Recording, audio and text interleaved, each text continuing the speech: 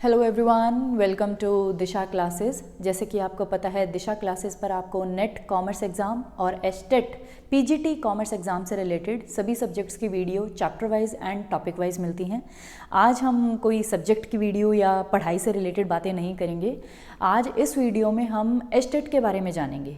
जो हमारा estate PGT level का एग्ज़ाम है, उसमें कौन से सब्जेक्ट से क्वेश्चन पूछे जाते हैं, क्या उसका पैटर्न होता है एग्ज़ाम का, या क्या उसके बाद आप एस्टेट अगर आपका क्लियर हो जाता है तो आप एस्टेट के बाद क्या करेंगे, क्या क्वालिफिकेशन चाहिए। तो कुछ बच्चों को बेसिक डिटेल्स भी नहीं पता है एस्टेट एग्ज़ाम के लिए, तो आज की वीडियो उन्हीं बच्चों के लिए है या जिसे एस्टेट के बारे में नॉलेज गेन करनी है कि भी एस्टेट लेवल किस लेवल का एग्ज़ाम है, कौन इसे दे सकता है, और क्या अगर आपका क्लियर हो जाता है तो क्या आप कर सकते हैं एस्टेट के बाद।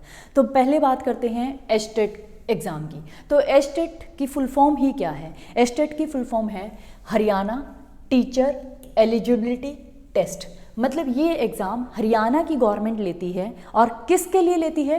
टीचर एलिजिबिलिटी के लिए। ये आपको, अगर आपको हरियाणा में टीचर बनना है किसी भी गवर्नमेंट स्कूल में, तो आपको एस्टेट का एग्ज़ाम एक प्रीलिमिनरी कंडीशन है जो आपको क्लियर करना ही करना होगा हरियाणा के किसी भी गवर्नमेंट स्कूल में टीचर लगने के लिए। तो यहाँ से हमें पता चल जाता है कि भी जो एस्टेट का एग्ज़ाम है वो हरियाणा टीचर एलिजिबिलिटी टेस्ट है, जो हरियाणा के गवर्नमेंट स्कूल में टीचर लगने के लिए आपको देना कंपलसरी है और इसको क्लियर करना कंपलसरी है। फिर हम बात करते हैं कि भी जो हमारे स्कूल में टीचर्स होते हैं उनके लेवल्स हैं, उनको हमने 3 लेवल्स में डिवाइड कर रखा है। तो एस्टेट का एग्ज़ाम भी फिर 3 लेवल्स पे होगा। जब टीचर्स को हमने 3 लेवल्स में डिवाइड कर रखा है तो एग्ज़ाम भी तीनों टीचर्स के लेवल्स के लिए अलग अलग होगा। तो एस्टेट का जो एग्ज़ाम के लेवल्स हैं, अगर हम उनकी बात करें तो जो हमारा एस्टेट का एग्ज़ाम होता है उसे 3 लेवल्स पे लिया जाता है, पीआरटी, टीजीटी, पीजीटी। पीआरटी की फुल फॉर्म है प्राइमरी टीचर। प्राइमरी टीचर जो फर्स्ट से लेके 5th क्लास तक के बच्चों को पढ़ाएगा। अगर आपको फर्स्ट से लेके 5th क्लास तक के बच्चों को टीच करना है तो आपको पीआरटी, जो एस्टेट का पीआरटी एग्ज़ाम लेवल है, उसको क्लियर करना पड़ेगा। फिर आते हैं टीजीटी, ट्रेंड ग्रेजुएट टीचर। अगर आपको 6th से 8th क्लास तक के बच्चों को टीच करना है तो आपको हरियाणा एस्टेट का टीजीटी लेवल क्लियर करना पड़ेगा। क्लियर। उसके बाद आती है पीजीटी। पीजीटी लेवल कौन सा है? Post graduate teacher. Post graduate teacher वो होगा जो 9th से लेके 12th क्लास के बच्चों को स्टडी करवाएगा। क्लियर। तो इसके लिए आपके पास मास्टर्स होनी चाहिए। तो ये हमारा 9th से 12th क्लास तक के बच्चों का हो गया, इसका नाम ही है पोस्ट ग्रेजुएट टीचर। क्लियर। अब हम इस वीडियो में बात करेंगे इस लेवल के एग्ज़ाम की, पीजीटी लेवल के एग्ज़ाम की, जो हमारा दिशा क्लासेस पे भी हम पीजीटी लेवल के एग्ज़ाम से रिलेटेड ही वीडियोस डालते हैं। क्लियर। तो पहले हम बात करते हैं इसके लिए आपको क्वालिफिकेशंस क्या क्या चाहिए अगर आपको पीजीटी लेवल का एग्ज़ाम देना है। तो पीजीटी लेवल का अगर आपको एग्ज़ाम देना है तो आपको पोस्ट ग्रेजुएट होना चाहिए। आप किसी भी सब्जेक्ट्स में आपने पोस्ट ग्रेजुएशन कर रखी हो।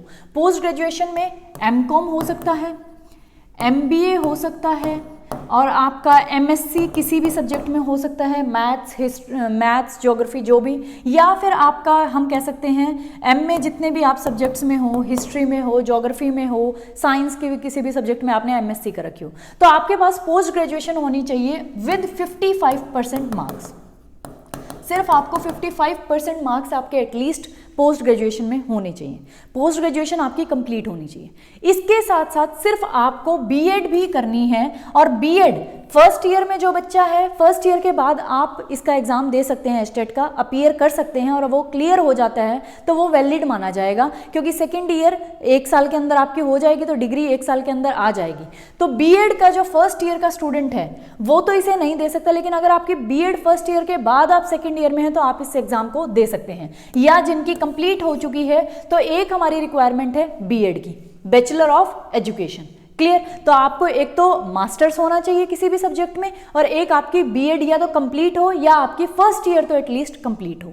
ये हमें 2 चीज़ें चाहिए पीजीटी लेवल का एग्ज़ाम देने के लिए हरियाणा में।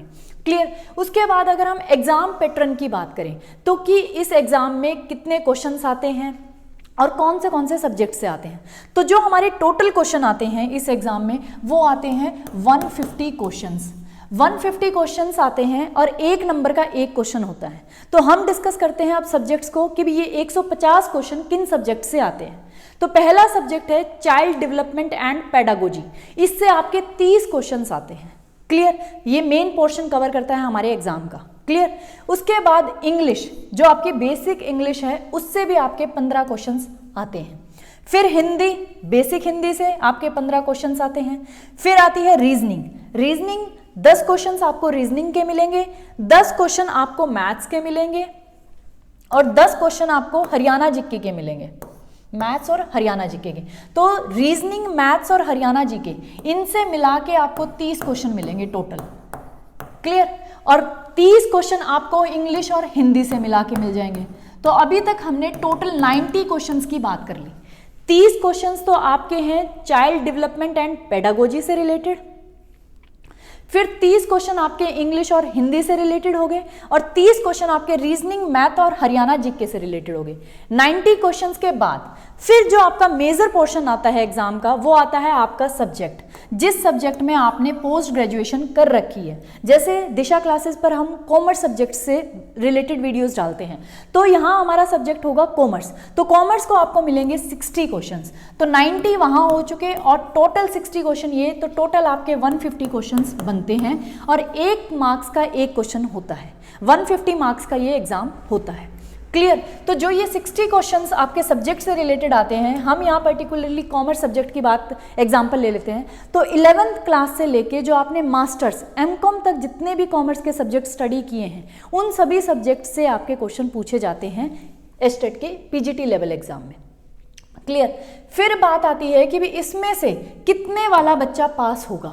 150 नंबर का क्वेश्चन हो गए, 150 ही क्वेश्चन है, 150 नंबर के ही हैं। तो इनमें से जो भी बच्चा 90 मार्क्स, एटलीस्ट 90 मार्क्स उसके आने चाहिए, उसी का एस्टेट क्लियर माना जाएगा। इसमें कोई कट ऑफ तैयार नहीं करी जाती, इसमें पहले ही क्राइटेरिया फिक्स्ड है कि भी जिसके 90 क्वेश्चन या 90 मार्क्स आ गए, उसका एस्टेट क्लियर माना जाता है। क्लियर, ये बात होगी यहाँ से हमारी कि एग्जाम किसका क्लियर होगा, या एग्जाम को क्लियर करने के लिए हमें कितने मार्क्स चाहिए। मिनिमम हमें 90 मार्क्स चाहिए, मैक्सिमम आपके कितने भी आ सकते हैं, 90 से ऊपर जितने आएंगे उतना अच्छा है। लेकिन ये सिर्फ एक एलिजिबिलिटी टेस्ट है, मतलब एक एलिजिबिलिटी एग्जाम है, तो इसमें इन मार्क्स का बाद में इतना कोई असर नहीं होता, सिर्फ आपका क्लियर होना चाहिए। तो 90 मार्क्स आपको यहाँ लेने हैं क्लियर करने के लिए। फिर बात आती है, क्या इसमें नेगेटिव मार्किंग है? नहीं, एस्टेट एग्जाम में कोई भी नेगेटिव मार्किंग नहीं है।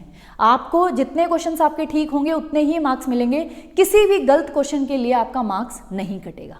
क्लियर, ये भी हमारा यहाँ से क्लियर हो जाता है।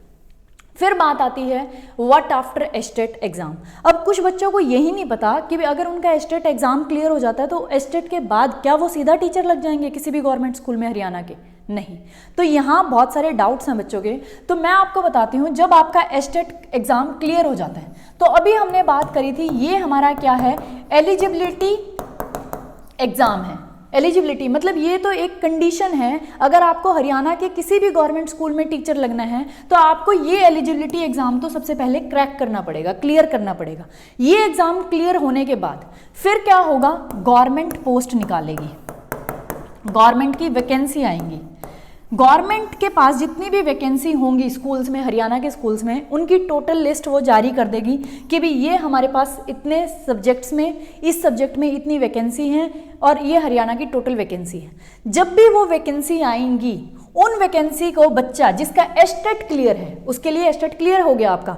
एस्टेट क्लियर होने के बाद जब भी हरियाणा की गवर्नमेंट वैकेंसी निकालेगी तो उसके लिए जो फॉर्म्स निकलेंगे वो उस बच्चे को फिल करने हैं। तो ये कौन फिल कर सकता है? जो एस्टेट क्लियर करके बैठा है। और एस्टेट कौन क्लियर करेगा? जिसके पोस्ट ग्रेजुएट मास्टर्स में 55% मार्क्स हो और साथ में बीएड उसने कर रखी हो 55% मार्क्स के साथ, तो वो बच्चा एस्टेट देगा। और एस्टेट अगर उसका क्लियर हो गया तो जब भी गवर्नमेंट की वैकेंसी आएगी तो वैकेंसी के वो फॉर्म भरेगा। फॉर्म भरने के बाद फिर क्या होगा, अब जो हरियाणा की गवर्नमेंट है वो आपका एक और एग्जाम लेगी जिसे हम बोलते हैं स्क्रीनिंग एग्जाम। फिर आपका लिया जाएगा स्क्रीनिंग एग्जाम। जो बच्चे इस स्क्रीनिंग एग्जाम को क्या कर देंगे, क्लियर कर देंगे, इसके क्लियर करने के जो क्राइटेरिया है वो है कट ऑफ। फिर कट ऑफ तैयार की जाएगी, जो हाईएस्ट टॉप जितने भी उन्हें लेने हैं उनकी एक कट ऑफ तैयार करके जो स्क्रीनिंग एग्जाम को क्लियर कर देगा उस बच्चे का क्या होगा, इंटरव्यू।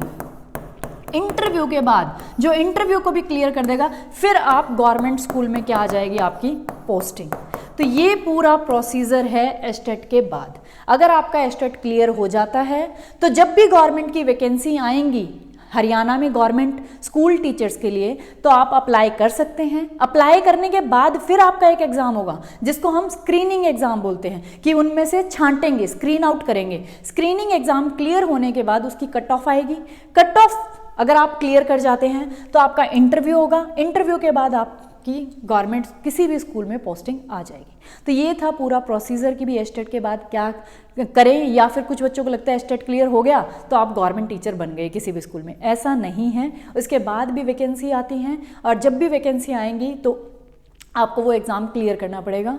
और अभी की जितना भी लग रहा है सबको कि पीजीटी की वैकेंसी बहुत दिनों से नहीं आई, बहुत सालों से नहीं आई, तो चांसेस हैं कि भी पीजीटी लेवल की वैकेंसीज आएंगी और बहुत ज़्यादा लार्ज नंबर में आएंगी।